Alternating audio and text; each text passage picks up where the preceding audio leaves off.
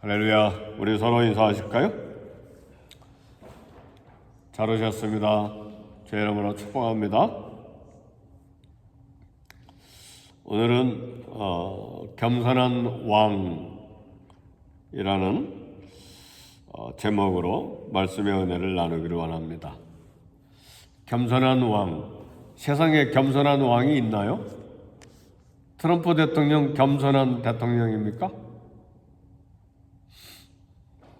이재명 대통령 겸손한 대통령입니까? 세상에 겸손한 왕 찾기는 어렵습니다. 우리 예수님은 왕 중에 왕이신데 겸손한 왕이십니다. 6월절을 이제 오늘 본문에 보니까 6월절 앞두고 예루살렘에 예수님이 오신다는 소문을 수많은 유대인들이 들었습니다.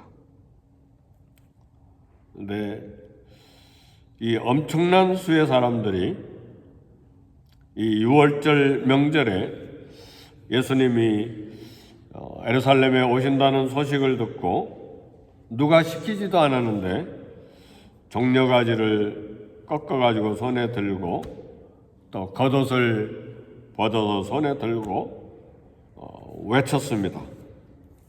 호산나 찬송하리로다 이스라엘의 왕이여. 그렇게 종려가지를 가지고 예수님을 맞으러 나갔습니다. 갈릴리부터 따라온 수많은 사람들, 또 예수님이 성으로 들어가실 때 맞으러 나오는 사람들, 어마어마하게 많은 사람들이 호산나 찬송하리로다 이스라엘의 왕이요. 지금 예수님을 이스라엘의 왕으로 이렇게 외치면서 예수님을 환영하는 것입니다.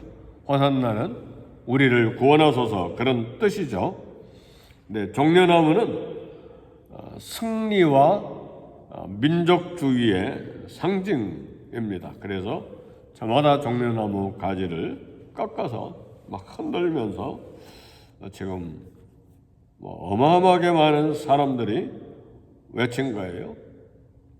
네, 큰 무리가 이처럼 몇 명이 되는지 수십만 명이 넘었을 것으로 생각하는데 호산나 이스라엘 왕으로 이렇게 호칭한 것은 이게 단순한 호칭은 아닙니다. 말 자체는 맞아요. 호산나 우리를 구원하소서 그 말이 맞고 이스라엘의 왕도 맞는 말이에요. 그러나 이 수십만의 이 백성들이 이 외치는 그 마음에는 무슨 마음이 있었느냐? 예수님과는 전혀 다른 마음을 가지고 외친 거예요. 로마의 압제에서 해방해 줄 강력한 정치적인 왕, 그리고 가난에서 좀 굶주림을 해결해 줄 경제적인 그런 메시아를 향한 강한 갈망 속에서 호산나 이스라엘 왕이여 이렇게 외치는 것입니다. 유대인들은 예수님은 지금 예루살렘에 입성하신 것은 구원의 주님으로서 이스라엘 왕으로서 이제 백성들을 죄에서 건져서 영혼을 건지려고 하는 그런 구원의 주로 또 이스라엘의 왕으로 십자가를 지기 전에 이렇게 승리의 왕으로 죄와 사망을 대적해서 승리하는 왕으로 들어가시는 예수님의 마음과 달리 유대인들은 구원의 주님보다 현재 이 로마의 압제, 로마가 지금 지배하고 있잖아요. 피지배 민족으로서 정치적인 해방, 경제적인 문제 해결, 그런 이제 메시아 강력한 영웅을 원했습니다. 근데 본래 이스라엘 백성들이 메시아를 기다리는 것은 그런 정치적인 메시아였어요. 죄에서 구원해 줄 메시아를 기다리는 것이 아니라 민족 해방과 또 옛날 다윗처럼 다른 나라를 지배하고 다스리는 강력한 그런 정치적, 경제적 성공의 왕, 영웅 메시아를 기다리는 참 그런 메시아 사상이 있었는데, 이 무리의 환영은 그래서 어떤 면에서 대단히 뜨거웠죠. 야, 이제 메시아, 이분이야말로 메시아다. 왜냐하면 얼마 전에 오병이의 기적을 일으킨 걸 소문을 들었잖아요. 그리고 또 며칠 전에는 베다니에서 죽은 나사로를 살린 그런 어마어마한 기적을 일으킨 메시아를 소문을 다 들었잖아요. 그러니까 우리가 환영한 것은 얼마나 뜨거운 마음이었겠어요. 그런데 이 대단한 열기로 뜨겁게 환영하는 그런 이스라엘 백성들의 환영은 주님의 방향과 주님의 목적이 달랐습니다. 사랑하는 성도 여러분, 이 환영하는 방법과 목적이 달랐을 때 이 환영의 무리는 며칠 뒤에는 마음이 싹 바뀝니다. 왜요? 며칠 뒤에 이 환영했던 어마어마한 무리가 6월절에 이렇게 모였잖아요. 전 세계에서 디아스포라 된 유대인들, 그리고 이스라엘에 살았던, 그리고 6월절을 지키러 예루살렘에 왔던 사람들, 이 거대한 무리가 며칠 뒤에는 어떻게 변합니까? 호산나 했던 이 사람들의 입에서 뭐라고 나옵니까? 십자가에 못 박으소서, 십자가에 못 박으소서.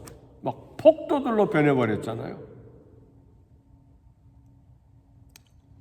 사랑하는 성도 여러분, 이 새벽에 우리가 생각해야 될 것이 있어요.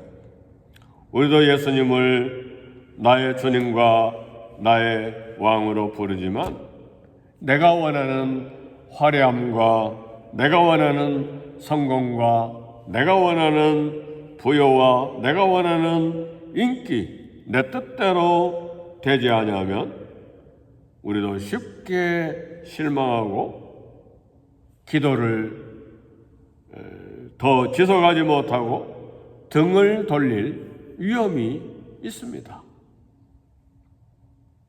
하나님의 말씀, 먼저 하나님 뜻을 생각하고 하나님 말씀이 가르치는 예수님을 영접하고 믿는 것이 참된 신앙입니다. 오늘 이 새벽에도 예수님이 저와 여러분들에게 먼저 우선적으로 저와 여러분들에 대한 생각은 무슨 생각일까요? 물론 일용할 양식에 대해서도 생각하시고 우리 주님은 우리의 건강도 생각하시고 우리 자녀들이 잘 될 것에 대해서도 생각하시지만 그거보다는 우선적으로 하나님의 자녀로 예수님의 성품을 닮아서 하나님 나라를 위해 좋은 일꾼으로 쓰임받고 성장하는 것이 우리 예수님의 우선적인 마음이에요. 아멘입니까? 왜냐하면 먹을 것과 건강과 세상의 성공은 우리에게 유익하고 필요한 것이지만 우리의 믿음을 더 깊게 만드는데 그렇게 크게 도움이 되지를 않아요. 그리고 그것만을 목표하고 달려갔을 때 믿음이 잘 성숙하고 자라고 헌신하는 사람들이 그렇게 많지가 않아요. 소수일 뿐이에요. 우리 주님의 마음을 먼저 생각해야 돼. 그런데도 우리 마음 안에 주님 성품을 닮아가고 주님의 뜻을 따라 살아가려고 하는 주님을 사랑하는 뜨거운 마음보다 늘 마음이 세상에 가 있는 것이라면 얼마나 안타까워하시겠어요. 야, 언제나 철이 좀 들면 좋을까? 먹을 것이 인생의 다가 아닌데, 건강이 세상 것이 다 아닌데, 성공과 인기가 인생의 목표가 아닌데 왜 그럴까? 언제나 좀 철이 들까? 우리 주님 그렇게 생각하지 않으시겠어요? 그렇죠? 네. 사랑하는 성도 여러분, 그래서 예수님이 예루살렘 성으로 들어가실 때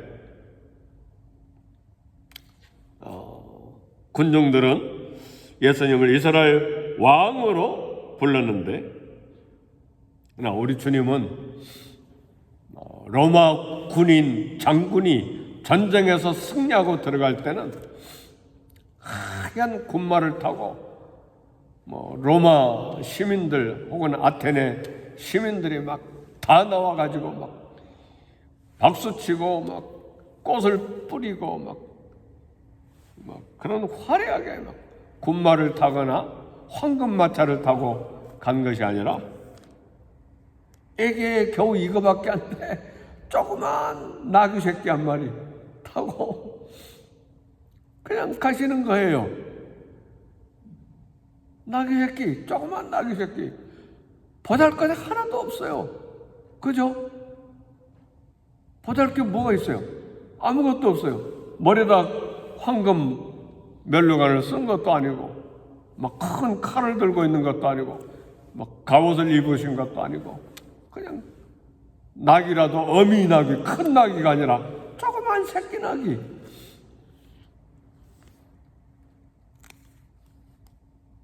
어린 낙이를 타셨어요. 세상을 정복하는 전쟁의 왕이 아니라 평화를 이루러 오신 겸손한 왕, 평화의 왕으로 예루살렘에 입성하신 거예요. 만일 예수님이 군사적인, 정치적인, 경제적인 왕으로 입성하시려고 했다면 막 수많은 군대를 막 이끌고 막 앞으로 군마 타고 가셨을 거예요. 그러나 우리 주님이 겸손의 왕, 평화의 왕으로 들어가신 이유는 평화를 주시기 위해서 오셨기 때문에, 전쟁하러 오신 것이 아니잖아요. 우리 주님은 힘의 과시가 아니라 낮아짐과 온유함으로 왕의 신분을 드러내셨습니다. 강해지려는 마음을 우리도 내려놓고 겸손으로 일하는 하나님의 방법을 배워야 합니다. 때때로 저도 그렇고 우리도 그런 잘못된 마음을 가지고 있어요. 내 말 안 들어? 어떻게 콱 누르지? 여러분은 안 그래요? 전 그런 생각이 가끔 드는데, 내 말 안 들어? 어떻게 콱 코를 납작하게 누를까? 참 우리 마음이 얼마나 교만한지 몰라요. 그잖아요. 그게 교회에서만 아니라 직장에서도 가정에서도 내 말 안 들어? 그잖아요. 그것 때문에 다투잖아요. 내 말 안 들어? 버릇없이 내가 누군데? 그래서요, 교회에서 겸손은요, 집에서도 겸손해야 교회에서 겸손이 가능합니다. 참 중요해요. 왜냐하면 인간이라 어쩔 수가 없어요. 늘 하던 습관, 늘 하던 생각이 교회에서 그대로 나타나기 때문에. 그렇잖아요? 많이 다툽니까? 분명히 집에서도 다퉈요. 겸손합니까? 집에서도 겸손한 거예요. 그건 숨길 수가 없는 거예요, 인간은. 그러니까 집에든 교회든 혼자 있든 무리와 함께 있든 언제나 예수님을 닮아야 돼. 예수님의 마음에 품어야 돼. 그래서 우리 예수님은 참 너희는 이 마음을 품으라 곧 예수의 마음이니 그는 근본 하나님의 본체시나 하나님과 동등될 것으로 여기지 아니하시고 종이 되셔서 사람의 형체를 입으시고 복종하셨으니 죽기까지 복종하시고 그 십자가에 죽으심이라. 왕 중의 왕이신데도 겸손하게 사람의 몸, 종의 형체를 입으시고 순종하신 것이 아니라 복종하셨다고 그랬어요. 이 얼마나 겸손입니까? 하나님 말씀에 잘 복종하시기를 제 이름으로 축복합니다. 참 우리 복종 어려워요. 내 욕심 때문에, 내 자존심 때문에, 내 고집 때문에 참 복종이 어려워요. 근데 감사한 것은 우리가 말씀을 알기 때문에 늘 우리 자신과 싸우죠. 하나님, 이 고집, 이 교만 꺾어 주님 성품 닮아가게 해주세요. 우리는 늘 기도하잖아요. 아멘입니까? 그잖아요. 그런 기도가 참 하나님 앞에 아름다운 기도인데 감사하게도 우리 마음에 그런 기도가 있어요. 그래서 늘 기도하잖아요. 사람이 나타나면 잘 안 되지만 그래도 계속 연습하는 거예요. 겸손의 연습. 콱 누르려고 하는 것이 아니라 내가 순종해야지, 겸손해야지. 늘 그렇게 생각하잖아요. 그죠? 아멘입니까? 그렇게 돼야 돼요. 사람 앞에나 하나님 앞에서는 더 말할 것도 없지만. 그래서 강해지려고 하는 마음을 내려놓고 겸손으로 일하시는 우리 주님의 방법을 배워야 합니다. 마태복음 11장 29절에 30절에도 보면 그 전에 수고하고 무거운 짐진 자들아 다 내게로 오라 내가 너희를 쉬게 하리라 말씀하시고 29절 30절 보니까 나는 마음이 온유하고 겸손하니 나의 멍에를 메고 내게 배우라 그리하면 너희 마음이 쉼을 얻으리니 내 멍에는 가볍고 쉬움이니라. 그러니까 우리 주님 온유하고 겸손하니까 우리 주님께 와서 배우라고 이야기하셨어요. 그러면 마음이 쉼을 얻을 것이라고 했어요. 마음이 교만하고요, 내가 이기려고 하고 내 뜻을 관철하고 내 생각대로 되게 하려고 하면요, 사람이 얼마나 불안한지 몰라요. 쉼을 얻을 수가 없어요. 왜냐하면 내 뜻대로 됩니까? 다 자기 생각대로, 자기 뜻대로, 자기 고집대로 하려고 막 씩씩거리잖아요, 다. 근데 그걸 이기려고 하니까 잠을 잘 수가 없잖아요. 사실이죠? 안 그래요? 아니, 저는 그런데 여러분은 안 그런 것처럼 이길 수가 없잖아요. 누구를 이길 수가 있어요? 못 이겨요. 6살, 7살짜리도 못 이겨요. 보니까 못 이기더라고요. 지네 엄마들이 보니까. 근데 우리가 어떻게 다른 데서 수십 년 살다가 교회에서 모였는데 어떻게 이기겠어요? 못 이기는 거죠. 그러니까 섬기는 거예요. 나를 죽이고 쳐서 복종시키고.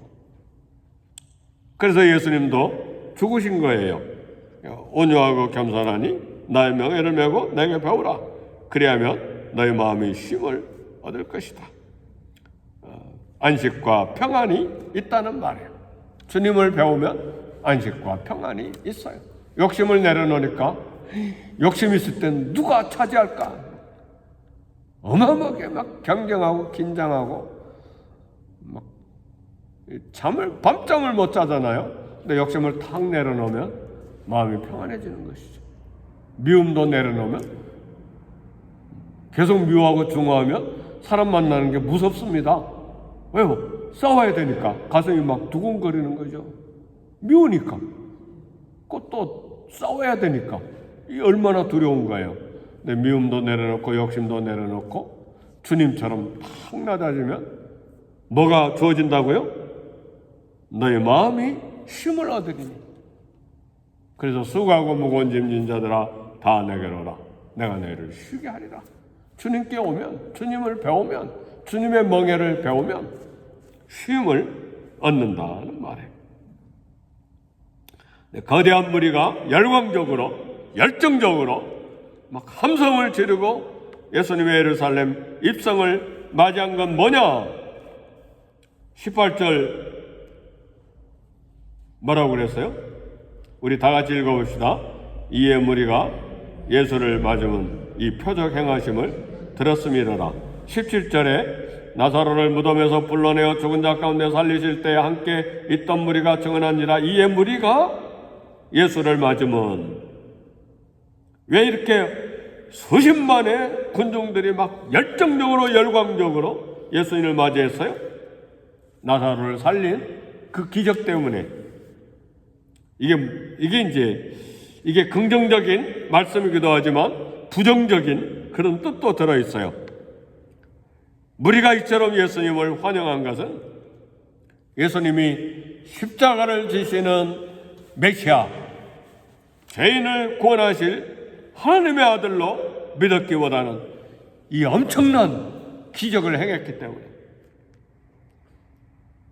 그래서 많은 경우에 기적을 보고 생긴 믿음은 기적이 사라지거나 고난이 생기면 그 믿음이 싹 사라져 버립니다. 지금 나사로를 무덤에서 불러내어 죽은 자 가운데 살리신 이 엄청난 사건 때문에 이에 무리가 예수를 막 열광적으로 맞이했는데, 예수님이 잡히니까, 그리고 예수님이 십자가를 져야 되는 환경에 들어가니까 이 무리들이 마음이 싹 바뀌어가지고 뭐라고 외쳤어요? 십자가에 못 박으세요. 십자가에 못 박아서 죽이세요.